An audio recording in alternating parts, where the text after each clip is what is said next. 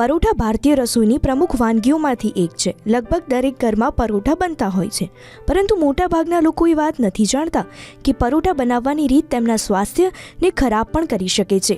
ખાસ કરીને પરોઠા બનાવતી વખતે જ્યારે ગરમ તવા પર ઘી મૂકવામાં આવે છે તે રીત એકદમ ખોટી છે.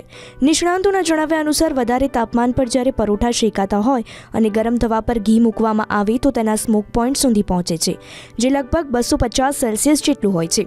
આ સ્થિતિમાં ઘી તૂટવા લાગે છે અને તેમાંથી હાનિકારક ફ્રી રેડિકલ અને ટોક્સિક કમ્પાઉન્ડ નીકળવા લાગે છે.